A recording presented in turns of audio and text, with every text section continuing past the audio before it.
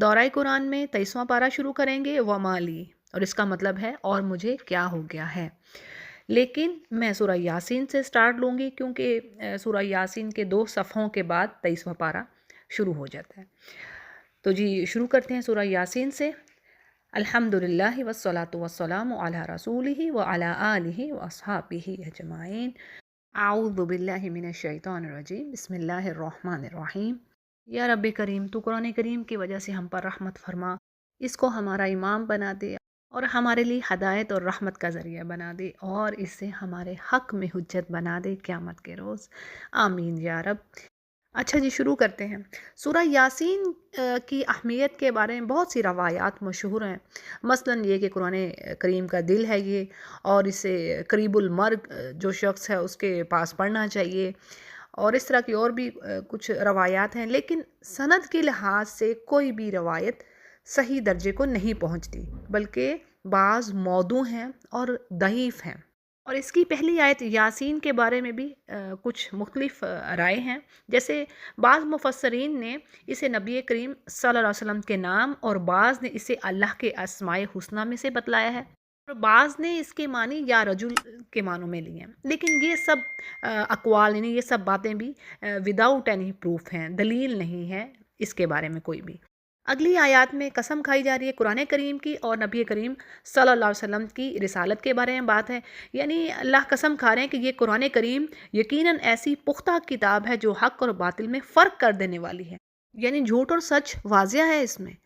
اور یہ ایسی کتاب ہے جس میں آپ کانٹرڈکشن نہیں پائیں گے۔ یعنی آپ دیکھیں جو عام کتابیں ہیں انسانوں کی لکھی ہوئی، اس کا جو رائٹر ہے وہ سٹارٹ میں ہی لکھ دیتا ہے کہ بھی اس میں کوئی نہ کوئی غلطی ہو سکتی ہے یا کچھ اس طرح، اور نیا ایڈیشن آئے گا تو پھر اس میں یہ کام ہوگا اس طرح۔ تو اس میں تو سب سے پہلے اللہ نے فرما دیا کہ بھی اس میں کوئی شک شبہ نہیں ہے، پہلے ہی اپنے شک شبے کو دور کر لو اور پھر اس بک کو پڑھو۔ سورۃ البقرہ کی بات کر رہی ہوں۔ تو بہرحال آگے مشرکین کے ایک اعتراض کا جواب دیا جا رہا ہے کہ وہ آپ صلی اللہ علیہ وسلم کی رسالت کے ہی منکر تھے کہ آپ نبی کیسے ہو سکتے۔ تو اللہ ان کے اس آبجیکشن پر رپلائی دے رہے ہیں کہ اس قرآن کی قسم، آپ یقیناً پیغمبروں میں سے ہیں اور آپ بالکل سیدھے راستے پر ہیں، اور یہ جو کتاب نازل ہوئی ہے یہ تو ایک عزیز اور رحیم کی طرف سے نازل ہوئی ہے، یعنی عزیز کہ وہ غالب ہے، وہ اس بات پر قادر ہے کہ ان کافروں سے انتقام لے لے، لیکن اس کے باوجود وہ ان کو ڈھیل دے رہا ہے، اور یہ بھی رحم کی ایک صورت ہے۔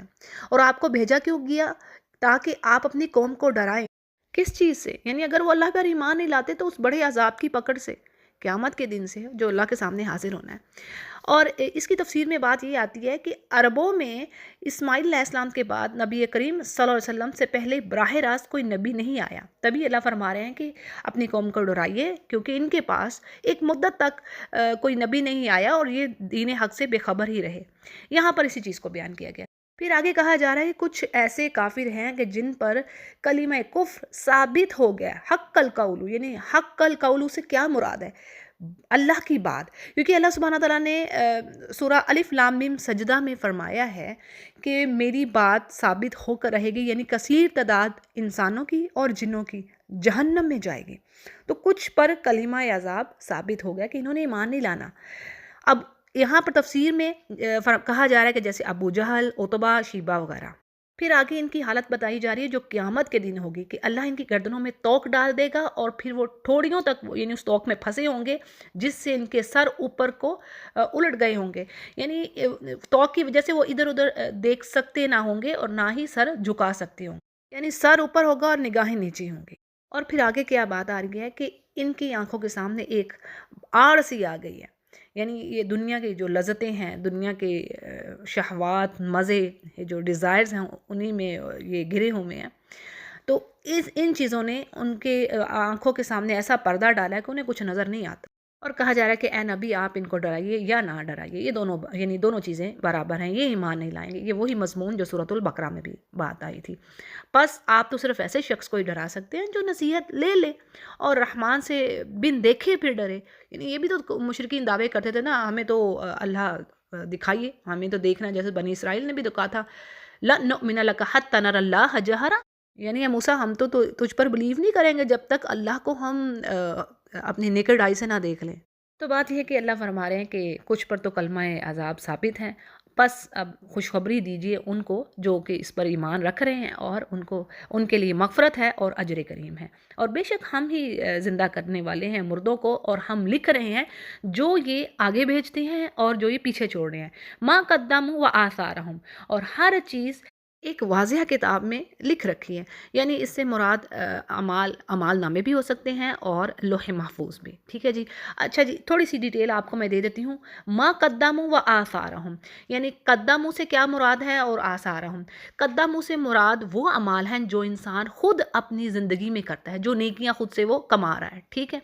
اور آثارہم سے وہ آثار سے آ رہا ہے یہ ورڈ، ٹھیک ہے، وہ اعمال جن کے عملی نمونے اچھے ہوں یا برے ہوں وہ، ٹھیک ہے، یعنی ایسے اعمال، ایسے اس کے ڈیڈز، چاہے وہ گڈ ڈیڈز ہیں چاہے وہ بیڈ ڈیڈز ہیں، وہ دنیا میں چھوڑ جاتا ہے، اور اس کے پھر مرنے کے بعد اس کو لوگ فالو کرتے ہیں، یعنی اس کے ڈیڈز کو فالو کرتے ہیں، تو اس کو کہتے ہیں آثارہم، جیسے کہتے ہیں نا آثار، یہ آثار ان کے باقی ہیں، تو یہ وہیں سے آپ سمجھیے، پھر ذہن میں رہے گا۔ قدم وہ چیزیں جو اپنے ہاتھ سے، یعنی اپنے عملوں سے اس نے زندگی میں کر لیں، اور اسی طرح آثارہم یعنی کہ وہ کچھ ایسے عمل بھی کر گیا کہ جو اب پیچھے آنے والے اس کو فالو کر رہے ہیں۔ اب دیکھیں اس میں اچھے عمل بھی ہو سکتے ہیں اور برے بھی، جس طرح حدیث میں ہے کہ جس نے اسلام میں کوئی نیک طریقہ جاری کیا، اس کے لیے اپنا اجر تو ہے ہی، اور اس کا بھی اجر ہوگا جو اس کے بعد آنے والا شخص اس پر عمل کرے گا، ٹھیک ہے، اور بغیر اس کے کہ ان میں سے کسی کے بھی اجر میں کمی نہ ہوگی۔ اور جس نے کوئی برا طریقہ جاری کیا، اس پر اس کے اپنے گناہ کا بھی بوجھ ہوگا، یہ غور سے سمجھے گا، ٹھیک ہے، یعنی جس نے برا طریقہ کیا، برا کام کوئی سٹارٹ کر گیا، اب جو اس کو فالو کرے گا تو اس شخص پر جس نے برا کام شروع کیا تھا، اس پر اپنے کام کا تو گناہ ہوگا ہی، اور اس کا بھی ہوگا جو اس کے بعد اس پر عمل کرے گا، ٹھیک ہے، بغیر اس کے کہ ان میں سے کسی کے بوجھ میں کمی ہو۔ اس کو صحیح مسلم روایت کر رہے ہیں، اوتھینٹک حدیث ہے یہ،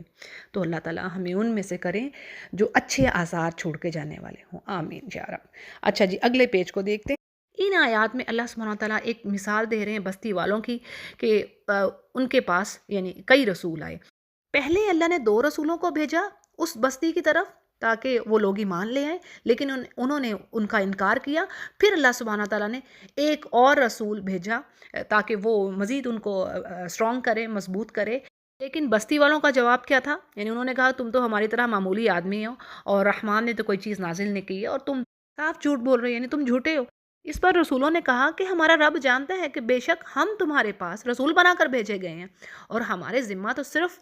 تمہیں واضح طور پر بات پہنچا دینی ہے۔ اور پھر کیا وہ کہنے لگے کہ ہم تو تمہیں منحوس سمجھتے ہیں، اگر تم باز نہ آئے تو ہم تمہیں پتھروں سے تمہارا کام تمام کر دیں گے، اور تم کو ہماری طرف سے بڑی تکلیف پہنچے گی، یعنی اپنی اس پریچ سے باز آ جاؤ۔ اب وہ نحوست کیا تھی، یہاں پر تفسیر میں بات آ رہی ہے کہ ہو سکتا ہے کہ بارش کا سلسلہ رک گیا ہو، یا ان پر کسی اور قسم کی کوئی نحوست آئی ہو، تو وہ کیا کہنے لگے کہ جی یہ نحوست تم لوگوں کی وجہ سے ہے، تم اب یہ تم کام بند کر دو، نہیں تو ہم تو تمہیں قتل کر دیں گے، نہیں پتھروں سے تمہارا کام تمام کر دیں گے۔ تو رسولوں نے کہا تمہاری نحوست تو تمہارے ساتھ ہی ہے، یعنی یہ تو تمہارے اپنے اعمال کا ہی نتیجہ ہے جو تم کرتوتیں کر رہے ہو، اور کیا اس کو تم نحوست سمجھتے ہو کہ جو تمہیں نصیحت کی جا رہی ہے؟ تم تو بالکل ہی حد سے گزر جانے والے لوگ ہو۔ اب اگلی آیات میں ایک شخص کے بارے میں ذکر ہے، پیچھے ہم نے سورہ غافر میں پڑھا نا، سورۃ المومن میں بھی مومن کا ذکر، یہاں پر بھی تقریباً وہی بات ہے، لیکن اس میں ہم نے پڑھا تھا کہ وہ اس مومن کو بچا لیا، موسیٰ علیہ السلام کے ساتھ نجات مل گئی، لیکن یہاں پر پڑھتے ہیں ابھی، ٹھیک ہے جی۔ تو ایک شخص اس شہر کے آخری حصے سے دوڑتا ہوا آیا اور کہنے لگا کہ میری قوم ان رسولوں کی راہ پر چلو، یعنی ان کی بات مانو، اور یہ لوگ تم سے کوئی معاوضہ نہیں مانگ رہے، اور یہ تو سیدھے راستے پر ہے، اور کہنے لگا کہ اور مجھے کیا ہو گیا ہے کہ میں اس کی عبادت نہ کروں جس نے مجھے پیدا کیا، اور تم سب اسی کی طرف لوٹائے جاؤ گے۔ دیکھیں وہ اپنی قوم کی خیر خواہی چاہتا تھا، لیکن ممکن ہے کہ اس کی قوم نے کہا ہو کہ تمہیں کیا ہو گیا کہ تم تو ہمارے معبودوں کی عبادت چھوڑ کر اس طرف چل پڑے ہو، ان مرسلین کی طرف۔ تو اس کے جواب میں پھر اس نے یہ بات کہی، اور مفسرین نے اس شخص کا نام حبیب نجار بتلایا ہے۔ پھر آگے اسی مومن کے الفاظ آ رہے ہیں کہ وہ کہتا ہے کہ کیا میں یعنی اپنے الہ کو چھوڑ کر ایسوں کو معبود بنا لوں کہ اگر اللہ رحمان مجھے کوئی نقصان پہنچانا چاہے تو ان کی سفارش مجھے ذرا بھی نفع نہ دے، اور مجھے کسی بھی قسم کے شر سے یا عذاب سے بچا بھی نہ سکیں، اور پھر تو یقیناً میں ڈائیورٹ ہو گیا، یعنی میں تو گمراہ ہو گیا۔ اب آگے کی بات وہ پیغمبروں سے کر رہا ہے، یعنی اس کی دعوت توحید پر قوم نے اسے قتل کرنا چاہا، تو اب اس نے یعنی اس مومن شخص نے پیغمبروں کو ایڈریس کرتے ہوئے کہا کہ تم مجھے سنو، میں تو سچے دل سے تم سب کے رب پر ایمان لے آئے، اور اپنی قوم کو اس نے بتا دیا کہ بھی تم جو چاہو کر لو، اور لیکن میرا ایمان اسی رب پر ہے جو تمہارا بھی رب ہے۔ اور یہ کہا جاتا ہے کہ انہوں نے یعنی اس کی قوم والوں نے اس کو مار ڈالا، اور کسی نے ان کو اس چیز سے نہیں روکا، رحمہ اللہ تعالی۔ دیکھیں کیسا ایمان والا وہ شخص ہوگا جس کا ذکر قرآن کریم میں اللہ نے فرما دیا ہے، سبحان اللہ۔ اور پھر اسے کہا جاتا ہے کہ جنت میں داخل ہو جا، اور وہاں پر بھی وہ کیا اس کے الفاظ آتے ہیں، قَالَ يَا لَيْتَ قَوْمِي يَعْلَمُونَ، کہ وہ کہتا ہے کاش کہ میری قوم جانتی ہوتی، یعنی وہ مرتے وقت تک اپنی قوم کا خیر خواہ ہی رہا، سبحان اللہ۔ یہ ہے مومن کی پہچان۔ اور اس نے کہا کہ دیکھو میرے رب نے مجھے بخش دیا، بما غفر لی ربی وجعلنی من المکرمین، اور مجھے اللہ نے آنر والوں میں سے کر دیا ہے، کہ اللہ تعالیٰ ہمیں اور آپ کو بھی اسی میں سے کرے، اللہم اجعلنا منہم، آمین۔ تو یہ تھی کچھ ڈیٹیل اس مومن کے بارے میں۔ آگے اللہ سبحانہ وتعالیٰ فرماتے ہیں کہ اللہ نے نازل نہیں کیا کوئی بھی لشکر فرشتوں کا آسمان سے اس قوم پر، یعنی یہ ان کی تحقیر کے لیے، ان کی ذلت کے لیے، یعنی جس قوم کی ہلاکت کسی دوسرے طریقے سے لکھی جاتی ہے تو وہاں اللہ فرشتے نازل نہیں کرتے، تفسیر کے مطابق بات آ رہی ہے۔ اور کہتے ہیں کہ جبرائیل علیہ السلام نے ایک چیخ ماری جس سے سب کے جسموں سے روحیں نکل گئیں اور وہ بجھی ہوئی آگ کی طرح ہو گئے، گویا کہ یعنی جیسے بجھ کر راکھ کا ڈھیر ہو گئے ہیں۔ اور آگے بات آ رہی کہ ایسے بندوں پر افسوس ہے، حسرت ہے، یا حسرتاً علی العباد، یعنی حسرت و ندامت کا اظہار خود یہ جہنمی لوگ بھی قیامت کے دن کریں گے جب وہ عذاب کو دیکھیں گے۔ اور یہ کافروں کا ہمیشہ سے شیوا رہا، یعنی ان کا طریقہ کار یہی رہا کہ جب بھی کوئی اللہ کا رسول آیا تو انہوں نے اس کا ہنسی مذاق ہی بنایا۔ تو اللہ فرماتے ہیں کیا انہوں نے دیکھا نہیں کہ ان سے پہلے بہت سی قوموں کو ہم نے تباہ کر دیا، اور اب وہ ان کی طرف لوٹ کے بھی نہیں آئیں گے، اور کوئی ایسی جماعت نہیں ہے، ایسا گروہ نہیں ہے مگر یہ کہ سب جمع ہو کر ہمارے سامنے حاضر ہوں گے، اور ان کے لیے ایک نشانی ہے، یعنی یہ بھی اللہ کی آیات ہیں، پوری کائنات میں اللہ کی آیات بکھری پڑی ہیں، اللہ کی نشانیاں، یعنی خشک زمین کو ہم نے زندہ کیا، یعنی پانی جب ڈالتا ہے اللہ تو پھر وہ زندہ ہو جاتی ہے زمین، کئی بار قرآن کریم میں ہم پڑھ چکے ہیں، اور اس سے غلہ نکالا جس سے وہ کھاتے ہیں، اور ہم نے اس میں کھجوروں کے باغات، انگور کے باغات اور چشمے جاری کر دیے تاکہ لوگ ان کے پھل کھائیں، یعنی یہ اللہ کی تمام نعمتیں ہیں جن کا ذکر یہاں پر آ رہا ہے۔ اور ان سب اناج اور فروٹس کے بارے میں بات آ رہی ہے کہ ان کو انسان نے اپنے ہاتھوں سے نہیں بنایا، پھر کیوں نہیں شکر گزاری کرتا، اور وہ پاک ہے ذات جس نے ہر چیز کے جوڑے پیدا کیے، یعنی اللہ سبحانہ تعالیٰ نے ہر چیز کا جوڑا بنایا، میل اینڈ فیمیل، فروٹس میں بھی آپ دیکھ لیں، اور جو جانوروں میں دیکھ لیں، انسانوں میں دیکھ لیں، اور بہت ساری وہ چیزیں ہیں جیسے اللہ نے خود ہی کہہ دیا کہ زمین کی اگائی ہوئی چیزیں ہوں چاہے، یعنی ہم نے جوڑے میں پیدا کی ہے ہر وہ چیز جو زمین کی اگائی ہوئی ہے، اور خواہ خود ان کے نفوس ہوں یعنی انسان، اور خواہ وہ چیزیں، اور یعنی ایسی بہت سی چیزیں ہیں جن کے بارے میں یہ جانتے ہی نہیں ہیں لیکن اللہ نے پیئرز میں پیدا کی ہوئی ہیں، اور ان کے لیے ایک نشانی ہے رات جس سے ہم دن کو کھینچ لیتے ہیں اور وہ یکا یک اندھیرے میں رہ جاتے ہیں۔ اور سورج کے لیے بھی اللہ نے فرمایا کہ مستقر اللہ تجری، یعنی وہ چل رہا ہے اپنے آربٹ میں لیکن ایک فکس ٹائم کی طرف، یعنی کوئی چیز مقرر ہے، فکس ہے، یہ نہیں کہا کہ وہ چلتا ہی رہے گا، ٹھیک ہے۔ اب کیا ہے، یہ سب اللہ کی قدر ہے، وہ غالب ہے اور علم والا ہے۔ پھر اسی طرح چاند کے بارے میں ذکر آتا ہے کہ چاند کی بھی اللہ نے منزلیں مقرر کر دیں، یعنی وہ گھٹتا ہے بڑھتا ہے، اسی سے ہم مہینوں کا حساب لگاتے ہیں، اور اسی سے پھر حج کے دن ہیں، رمضان، یعنی مہینے جو اسلامک منتھ ہے وہ ہمارا لونر کیلنڈر ہے نا، تو اسی طریقے سے ہم لیتے ہیں، اور بیسٹ یہی ہے، ٹھیک ہے جی۔ دوسرا بھی ٹھیک ہے شمسی جو ہے، لیکن یہ بیسٹ ہے۔ تو چاند کی منزلیں بتائیں کہ وہ بڑھتا ہے گھٹتا ہے یہاں تک کہ وہ لوٹ کر کھجور کی پرانی ٹہنی، یعنی جو سوکھ کر ٹیڑھی ہو جاتی ہے، اس کی مانند ہو جاتا ہے۔ اور اللہ فرمارے نہ ہی سورج کی مجال ہے کہ وہ چاند کو پکڑے، اور نہ ہی چاند سورج کو پکڑ سکتا ہے، یعنی دن اور رات ایک پراپر سسٹم کے تحت چل رہے ہیں تو اسی طرح ہی چلیں گے، ایسا نہیں ہو سکتا کہ ان میں کوئی خرابی آ جائے،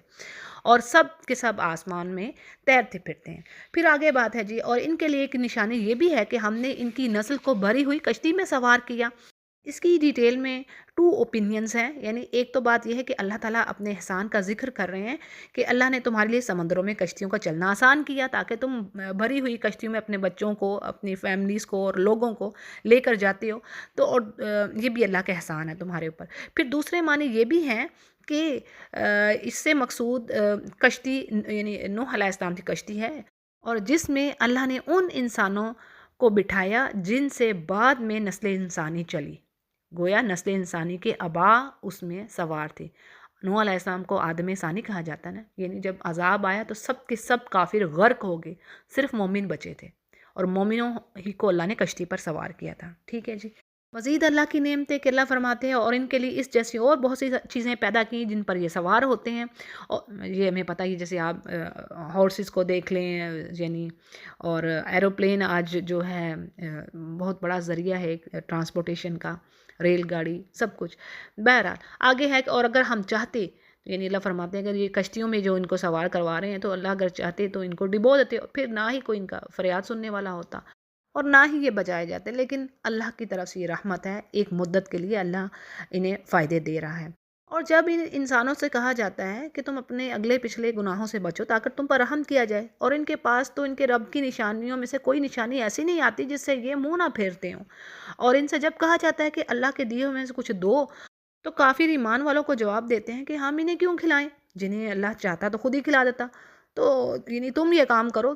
یعنی تم جو ہمیں نصیحت کر رہے ہو یہ کہہ کر کہ غربا کی مدد کرو، تو یہ بہت بڑی غلطی کا مظاہرہ تم خود کر رہے ہو۔ اور پھر آگے کیا کہتے ہیں کہ وہ وعدہ کب پورا ہوگا، یعنی وہ ٹائم کب آئے گا، قیامت کا دن، اگر تم سچے ہو تو ایسا کر دکھاؤ۔ اور یہ بات نبی کریم صلی اللہ علیہ وسلم کو بھی کہتے تھے، یعنی وہ ایمان تو رکھتے ہی نہیں تھے کہ وہ دن آنا ہے، یہ صرف حجت بازی، آرگیو کرنا جان بوجھ کر۔ اس پر اللہ سبحانہ تعالیٰ فرماتے ہیں کہ اور کچھ نہیں، یہ صرف ایک چیخ کا انتظار کر رہے ہیں جو انہیں آ پکڑے گی، اور یہ اس وقت بھی بازاروں میں خرید و فروخت کر رہے ہوں گے اور آپس میں بحث و تکرار میں مصروف ہوں گے کہ اچانک ٹرمپٹ میں بلو ہو جائے گا، یعنی سور پھونک دیا جائے گا اور قیامت برپا ہو جائے گی۔ اب اس کی ڈیٹیل آتی ہے کہ پہلے نفخہ اولیٰ ہے، پھر نفخہ فضا ہے، یہاں پر میں اتنی لمبی ڈیٹیل میں نہیں جا سکتی۔ پھر آگے بات اللہ فرما رہے ہیں کہ فلا یستطیعون توصیہ، یعنی اس وقت تو نہ یہ وصیت کر سکیں گے اور نہ ہی اپنے اہل خانہ کی طرف لوٹ سکیں گے، اور سور کے پھونکے جاتے ہی سب کے سب اپنے قبروں سے تیز تیز یعنی دوڑنے لگیں گے اس چیخ کی طرف، اور کہہ رہے ہوں گے یا ویلنا، یعنی ہماری تباہی، کس نے ہمیں اٹھا دیا ہماری خوابگاہوں سے۔ یہاں پر یہ سمجھ لیجیے کہ خوابگاہ سے یہ مراد نہیں ہے کہ ان کو قبر میں عذاب نہیں ہو رہا ہوگا، بلکہ جو ہولناک منظر اور عذاب کی شدت وہ اس دن دیکھیں گے، ان کو قبر کی زندگی خواب کی سی محسوس ہوگی۔ اور پھر ان سے کہا جائے گا کہ یہی تو وہ دن ہے جس کا وعدہ رحمان نے کیا، رسولوں نے تمہیں سچ سچ کہا تھا، اور یہ نہیں مگر ایک تیز آواز کے یکا یک سارے کے سارے جمع ہو کر اللہ کے سامنے حاضر ہو جائیں گے۔ بس آج کے دن کسی پر ذرا سا ظلم نہ ہوگا، اور ہر نفس کو اس کا وہ بدلہ ملے گا جو وہ کرتی رہی تھی، یعنی جو اس نے دنیا میں کیا۔ ٹھیک ہے، اور کئی بار یہ بات ہو چکی کہ برائی کا بدلہ اتنا ہی ملے گا جتنی آپ نے برائی کی، اور اچھائی کا بدلہ اللہ 10 گنا سے 700 گنا تک بڑھا کر دے گا۔ ٹھیک ہے جی، اگلے پیج کو دیکھتے ہیں۔ اور بے شک جنتی لوگ آج کے دن اپنے دلچسپ مشغلوں میں خوش و خرم یعنی حشاش بشاش ہوں گے، اور وہ ان کی بیویاں سایوں میں تھرونز پر بیٹھے ہوں گے، اور ان کے لیے جنت کے ہر قسم کے فروٹس میوے ہوں گے، اور جو کچھ بھی وہ مانگیں گے، جیسے اللہ نے فرما دیا نا کئی جگہوں پر لہم ما یشاؤون، جو وہ چاہیں گے ان کے لیے وہ ہوگا۔ اور مہربان رب کی طرف سے انہیں سلام کہا جائے گا، اور پھر کہا جائے گا کہ اے گنہگارو تم آج الگ ہو جاؤ، اور اے اولاد آدم کیا تم سے بات اقرار نہیں لیا تھا کہ تم شیطان کی عبادت نہ کرنا،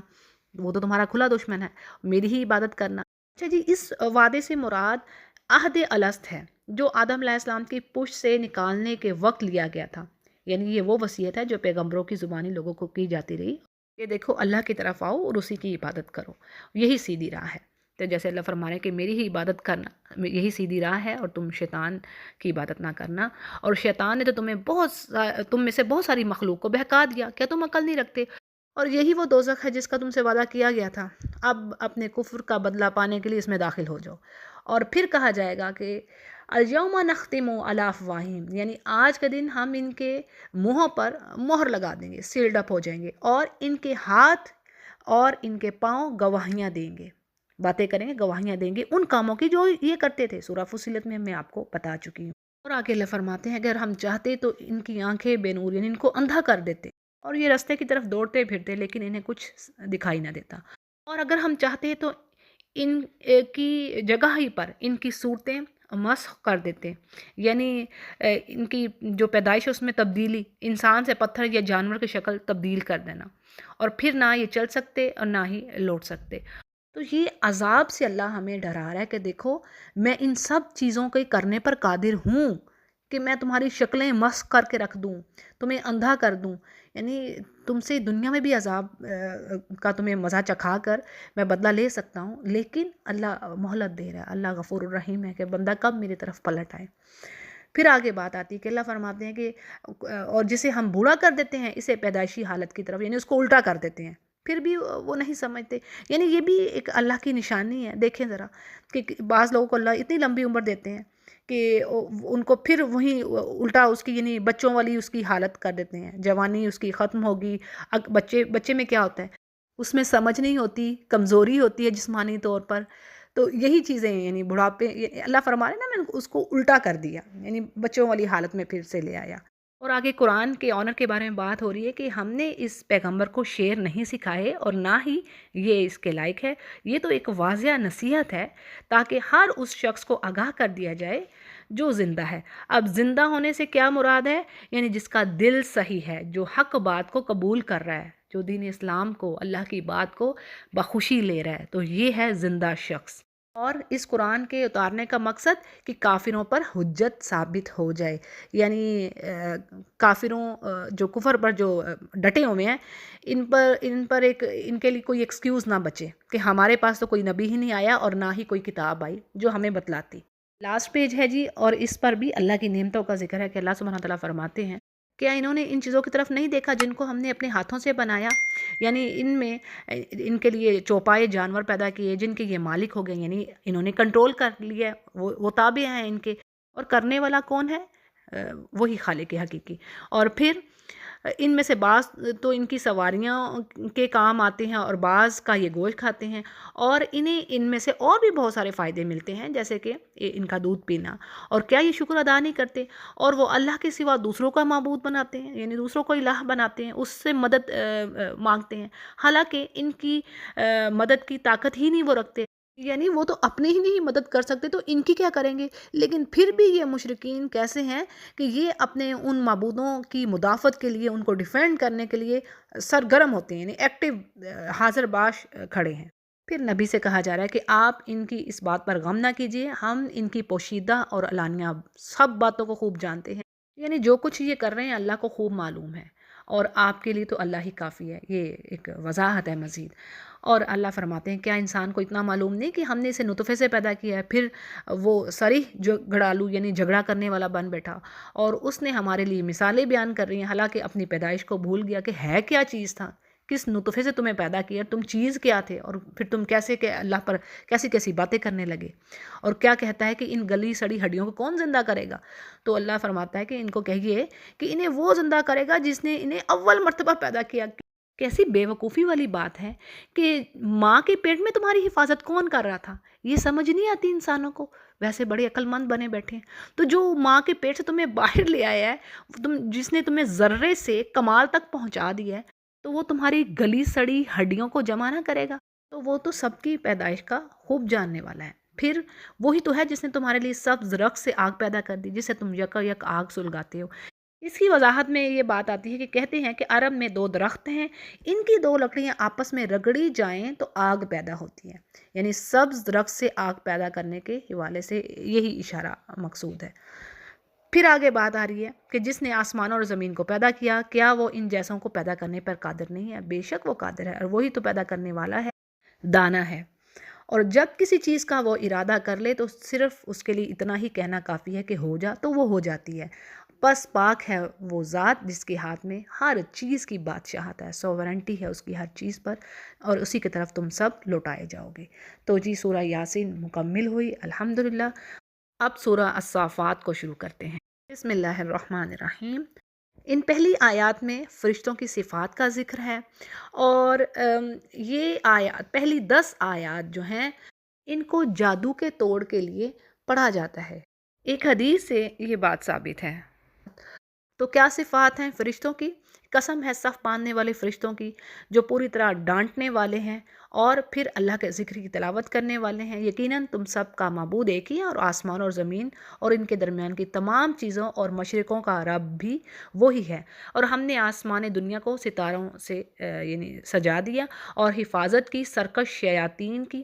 وہی بات جیسے سورہ ملک میں پڑھی کہ جب بھی کوئی شیطان بات اچک لیتا ہے فرشتوں کی، تو اس کے پیچھے شہاب ثاقب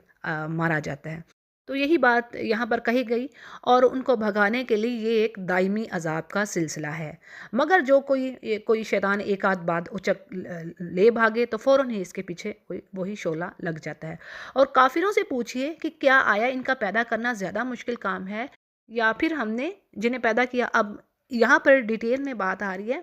کہ جو کچھ زمین میں اللہ نے پیدا کیا، اور پھر اس طرح آسمان میں ملائکہ، اور اپنے حجم اور وسعت کے لحاظ سے ایک نہایت انوکھی جو چیز ہے، تو اللہ فرماتے ہیں کیا ان لوگوں کی پیدائش میرے لیے مشکل ہے، یا زمین و آسمان کی؟ یہ بھی قرآن کریم میں کئی جگہ پر بات آئی، یعنی زمین و آسمان کا بنانا، کائنات کا بنانا زیادہ بڑا کام ہے بنسبت انسان کی پیدائش کے۔ اور ہم نے انسان کو لیس دار مٹی سے پیدا کیا۔ اب یہاں پر بتایا جا رہا ہے کہ اس کی تخلیق کس طریقے سے ہوئی، اور جب قرآن کریم میں مختلف جگہوں پر یعنی آپ کو کہیں پر پانی سے بات ملتی ہے، کہیں پر نطفے سے، کہیں پر مٹی سے، ٹھیک ہے؟ تو یہ سارے ہی اجزاء ہیں جو یوز ہوئے انسان کے بننے میں۔ اللہ کی کسی بھی بات میں کوئی کنٹراڈکشن نہیں ہے۔ آپ قرآن کریم میں کسی طرح سے بھی کوئی ایسی چیز نہ پائیں گی جو ایک دوسرے سے کولائڈ کر رہی ہیں، ٹھیک ہے؟ ہاں، ہمیں نالج نہیں ہے تو وہ ایک علیحدہ بات ہے، ٹھیک ہے؟ تو جب بھی کسی قسم کی کوئی کنفیوژن ہو، ڈاؤٹ ہو، تو ان سے پوچھیں جن کو علم ہوتا ہے۔ اچھا جی، آگے بات ہے، اللہ فرما رہے ہیں کہ ان کافروں کے بارے میں کہ جب یہ کسی معجزے کو دیکھتے ہیں تو مذاق اڑاتے ہیں اور کہتے ہیں یہ تو کھلم کھلا جادو ہے، کہ کیا ہم جب مر جائیں گے اور ہماری ہڈیاں خاک ہو جائیں گی تو کیا پھر ہم اٹھائے جائیں گے؟ اور کیا ہم سے پہلے کے ہمارے جو باپ دادا مر گئے ہیں، کیا ان کو بھی اٹھایا جائے گا؟ تو اس پر کہا جا رہا ہے کہ اے نبی ان سے کہہ دیجئے کہ ہاں، اور تم ذلیل بھی ہوگے، اور وہ تو صرف ایک زور کی جھڑکی ہوگی، یعنی قیامت کے بارے میں ذکر آ رہا ہے کہ یکا یک یہ دیکھنے لگیں گے۔ اب یہ قیامت کے ہولناک مناظر کو دیکھ کے جو وہاں پر جیسے کئی بار بات ہوئی نا کہ وہ دن ایسا ہوگا جو بچے کو بوڑھا کر دیں، اور دودھ پلانے والی اپنے بچے کو بھول جائے گی اس دن، وہ ایسا سخت دن ہوگا۔ اور جیسے سورۃ الانبیاء میں بات آتی ہے اس کی بگننگ میں کہ آپ کو اس طرح لگے گا کہ یہ لوگ بے ہوش ہو رہے ہیں، لیکن یہ بے ہوشی نہیں ہوگی، خوف چھایا ہوگا اس دن، ہر کسی کو اپنی جان کے لالے ہوں گے۔ تو اس دن یہ سب دیکھ رہے ہوں گے اور کہیں گے کہ ہائے ہماری خرابی، یہ جزا سزا کا دن ہے اور یہی فیصلے کا دن ہے جس کو تم جھٹلا رہے تھے۔ پھر آگے بات ہے کہ ظالموں کو اور ان کے ساتھیوں کو، جن جن کو وہ اللہ کے علاوہ پوجتے تھے، ان سب کو جمع کر کے انہیں دوزخ کی طرف ڈال دیا جائے گا، اور پھر انہیں ٹھہرایا جائے گا۔ یعنی اللہ ان سے ایک سوال کرے گا کہ آج تمہیں کیا ہو گیا، تم ایک دوسرے کی مدد کیوں نہیں کرتے؟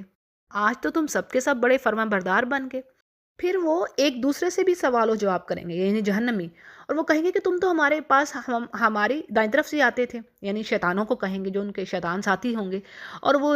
جواب دیں گے کہ نہیں، بلکہ تم ایمان والے تھے ہی نہیں، اور ہمارا تو تم پر کوئی زور نہیں تھا، بلکہ تم تو خود ہی سرکش تھے۔ یہ وہی جھگڑا ہے جیسے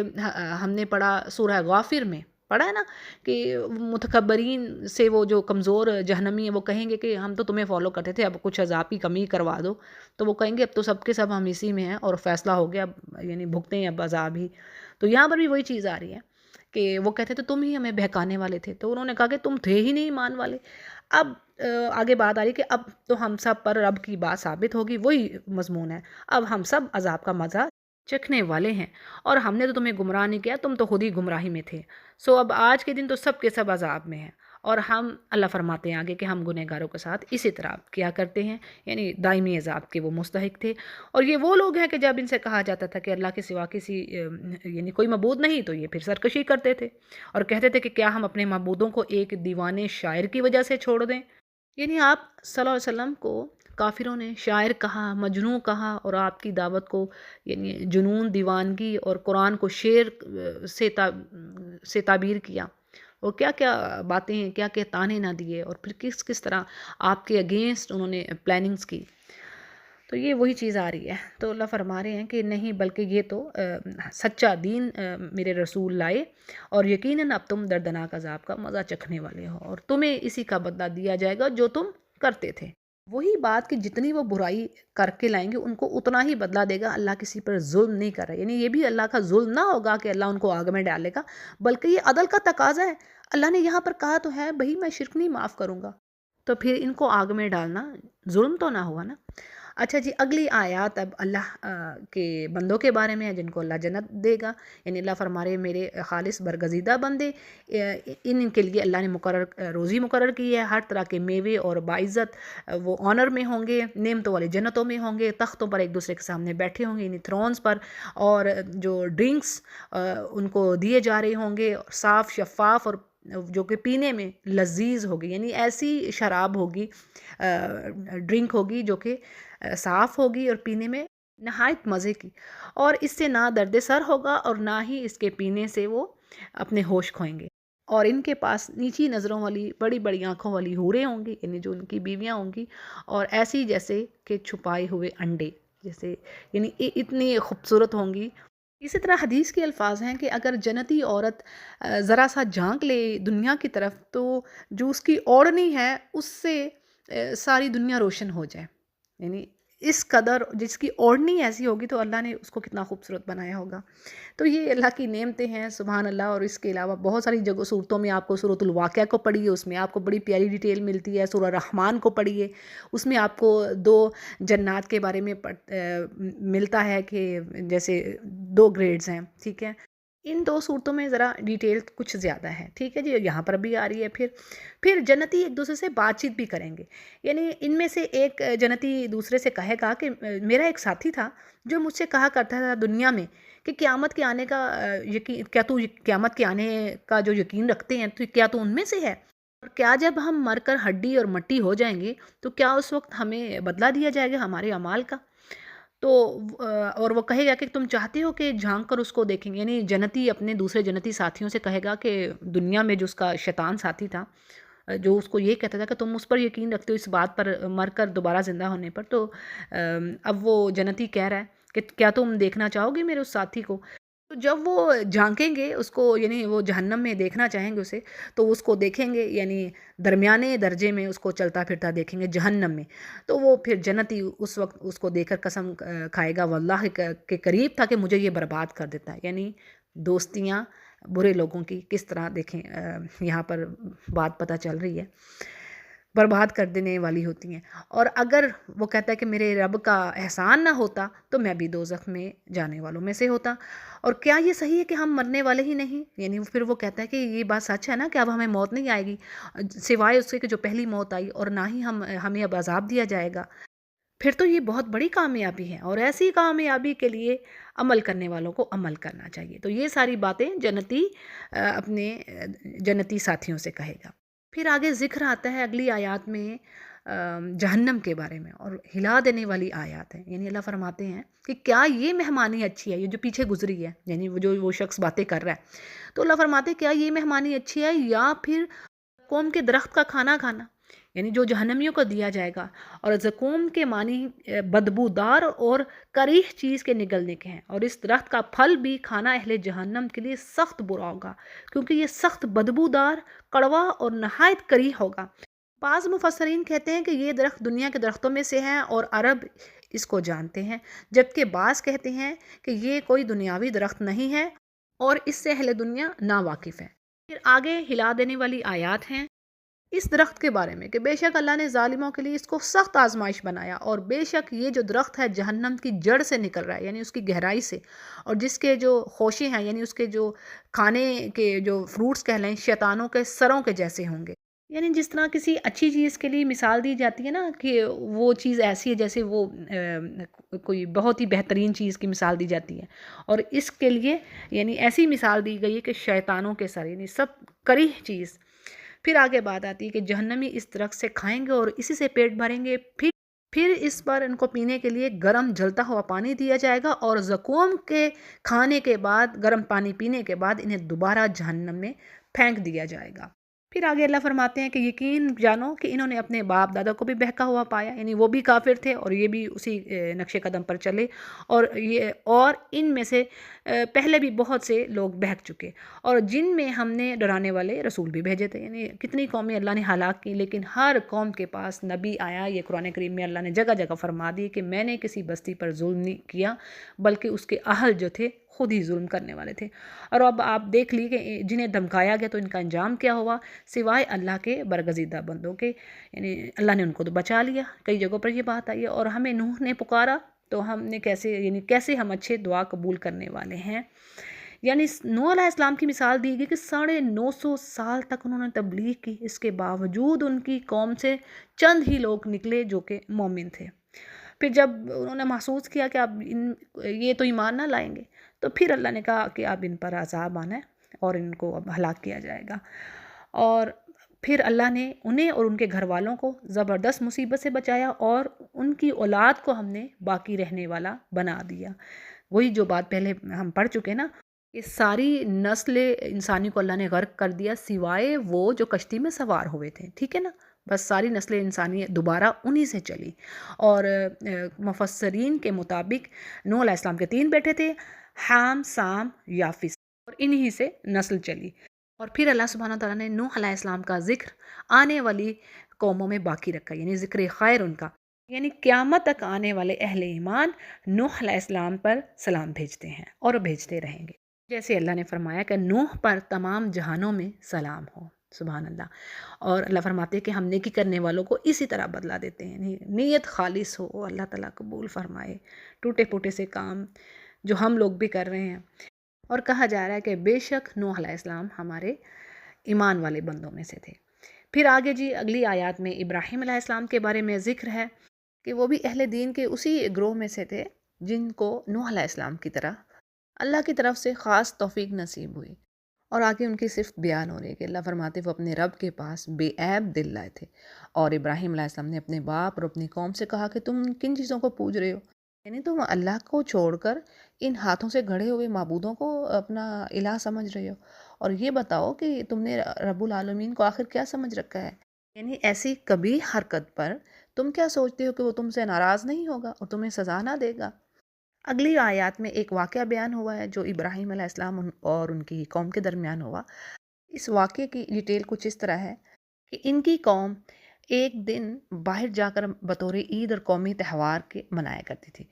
اب انہوں نے ابراہیم علیہ السلام کو اپنے ساتھ چلنے کو کہا، لیکن آپ تو ایک یعنی تنہائی کا موقع چاہتے تھے تاکہ ان بتوں کو توڑ سکے۔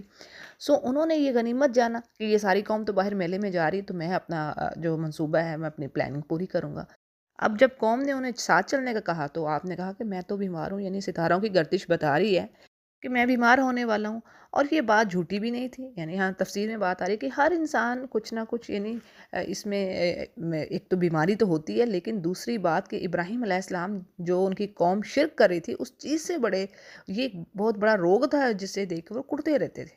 اس طرح ابراہیم علیہ السلام نے توریہ کا اظہار کیا، یعنی جو جھوٹ نہیں ہوتا، صرف ایک بات کو بدل کر مطلب ان کے سامنے رکھ دی۔ تو قوم کے جانے کے بعد آپ چپ کر کے ان کے معبودوں یعنی بتوں کے پاس جاتے ہیں اور فرماتے ہیں کہ تم کھاتے کیوں نہیں ہو، یعنی وہ جو حلویات بطور تبرک ان کے پاس پڑی ہوئی تھی، آپ نے کہا کہ تم کھاتے کیوں نہیں ہو۔ ظاہر بات ہے انہوں نے کہاں سے کھانی تھی، بلکہ وہ تو جواب دینے پر بھی قادر نہ تھے۔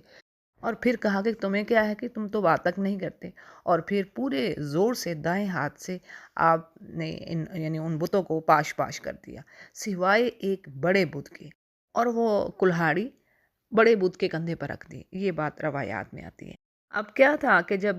قوم والے میلے سے واپس آئے تو انہوں نے دیکھا کہ معبود تو ٹوٹے پھوٹے پڑے ہیں، تو فوراً ان کا ذہن ابراہیم علیہ السلام کی طرف گیا کہ یہ کام انہوں نے کیا ہوگا،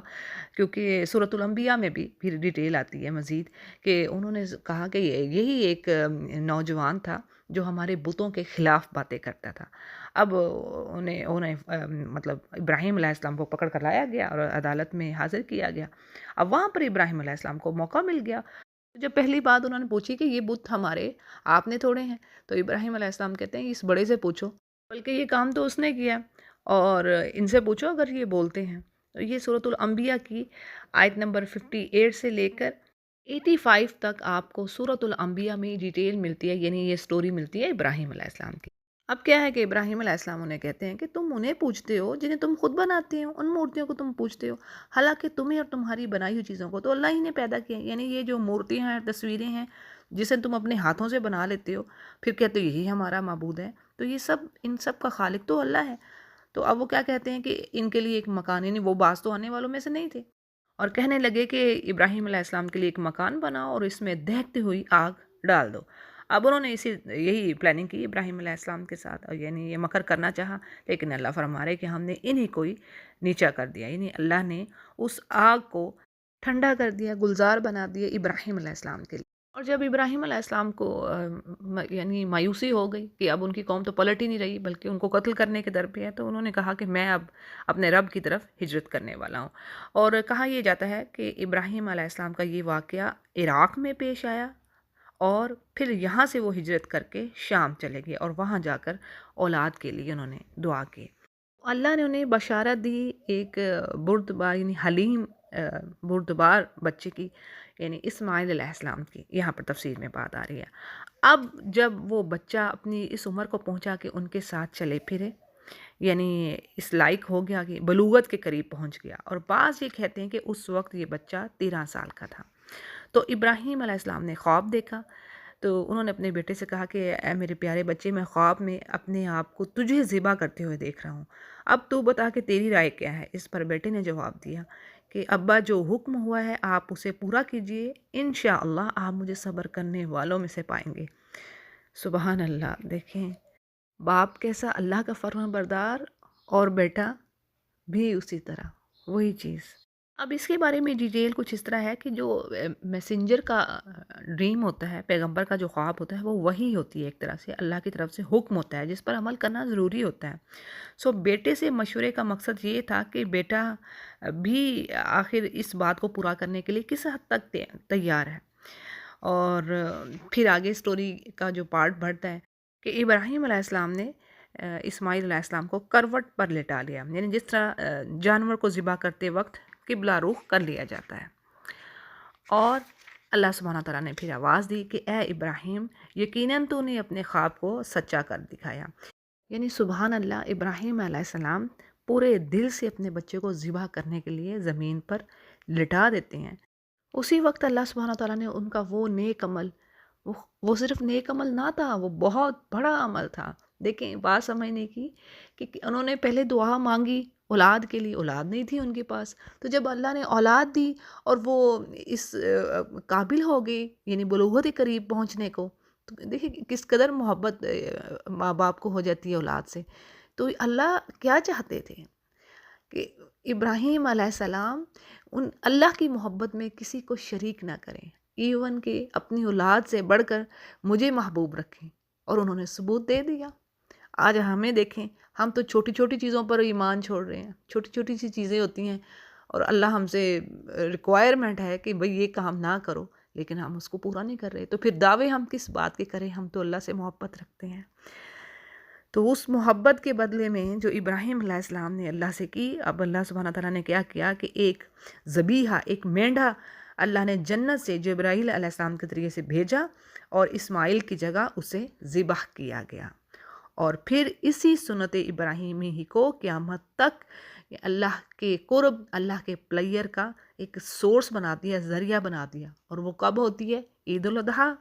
یہ وہی سنت ہے نا، سنت ابراہیمی۔ اور کچھ لوگ کہتے ہیں یہ سنت موقدہ ہے،